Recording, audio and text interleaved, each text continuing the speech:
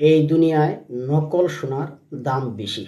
ভালোবাসার জন্য আমরা এই দুনিয়ায় দেওয়ানো হয়ে গেছি, কিন্তু মা বাবার পরেও আমাদের ফ্যামিলিতে ভালোবাসার মানুষ থাকে, তাদেরকে আমরা মাসের মাস বছরের বছর স্মরণ করি না।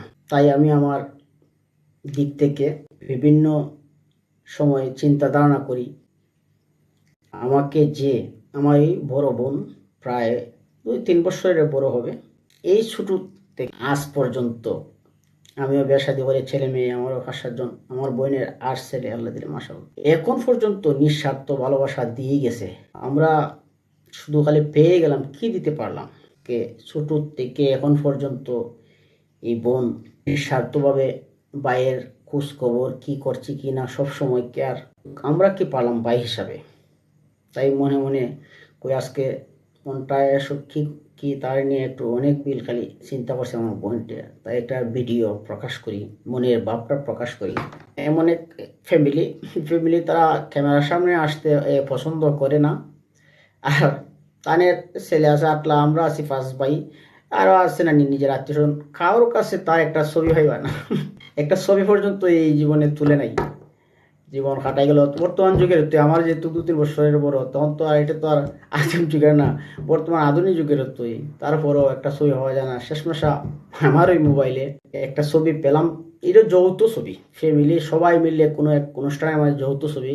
এইটি অনলি অনেক বড় বোনের প্রতি ভালোবাসা এবং সম্মান রেখে ওই ভিডিওটা করা। আমার বোনটি যেন আল্লাহ, যেহেতু মন ভালো, খুব ভালো মনের মানুষ, একদম আমার ফ্যামিলির মাঝে সবচেয়ে ভালো মনের মানুষ, খুব সরল মানুষ। তাই আপুকে শ্রদ্ধা জানিয়ে, সম্মান জানিয়ে এই ভিডিওটা করা। আল্লাহ পাক রাব্বুল আলামিন যেন আমার আপুকে শান্তিতে রাখে। ছোট থেকে এখন পর্যন্ত শুধু খালি আমাদেরকে সবসময় ভালোবাসা দিয়েই গেল। সে তো সবার বড়, আমাদের সবার বড়, আমাদের ফ্যামিলি ভাই বোনের বড়। তারে আমরা কি দিতে পারলাম? তার তো একটা আকাঙ্ক্ষা থাকতে পারে, আমি বড়, আমার তো আর কেউ। সাধ্য অনুসারে যতটুকু সম্মান করার আমরা করে গেছি। বাবা মায়ের স্থানীয় পরের স্থানে পাশাপাশি বাবা মা একবারে সেম ক্যাটাগরির একটা মানুষ। তাই আমার বড় আপু যেন সুস্থ থাকে, ভালো থাকে, রব্বুল আলামিনের কাছে এই প্রার্থনাই করি। আর যতদিন তাকায় যেন অতীতে যেভাবে আমাদেরকে ভালোবাসা দিয়ে আসছে, ভবিষ্যতেও দেয় যেন। আমি ছোট হইয়া আপু কোনো পারিবারিক ঘরের কোনো বিষয়, যে কোনো বিষয়ে আমি যেখানে থাকি, যেন আপার ক্ষতি হইতো না।